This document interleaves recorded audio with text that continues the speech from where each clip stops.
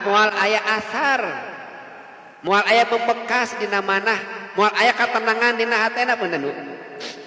Itu jelema teh solawatan wae. Pas solawatan lagi naon 4.000 pas 10 opat jang naon ngarah beunghar pan aya ngarahna eta nya. Tapi hirup nanti anggar teu robah. Jeung tatangana teu akur anggar. Ngomongkeun kagorengan batur masih aku masih keneh.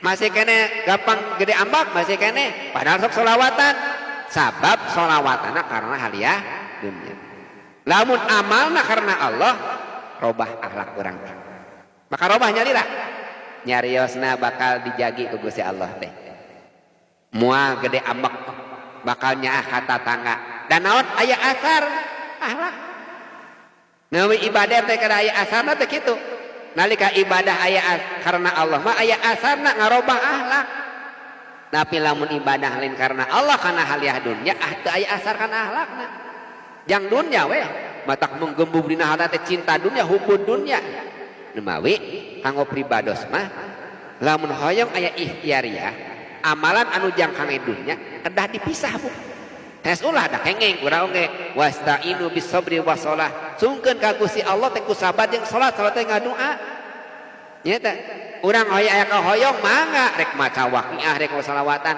ngan kinten-kinten kedah gaduh amalan anu khusus ka Gusti Allah anu dikhususkeun karena Allah bisi teu kabagian ke di akhirat nya maneh mah unggal poe teh amalan teh jang dunya we iraha jang kami nah karena Allah na teu aya tah kalah dipisah eta teh.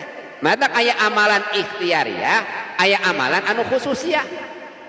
Dina thariqah mah umumnya thariqah mah khusus tah, thariqah mah sadayana. Thariqah mah karena Allah sadayana oge aya. Tapi dina amalan thariqah oge masuk masihan.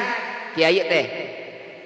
Naon? Ieu jang amalan jang anu, ieu mah jang anu. Tah eta mah ikhtiariyah kada dipisahkeun. Anu ieu mah jang khususiyah karena Allah. Karena Allah ieu mah jang kana dunya. Jadi eta teh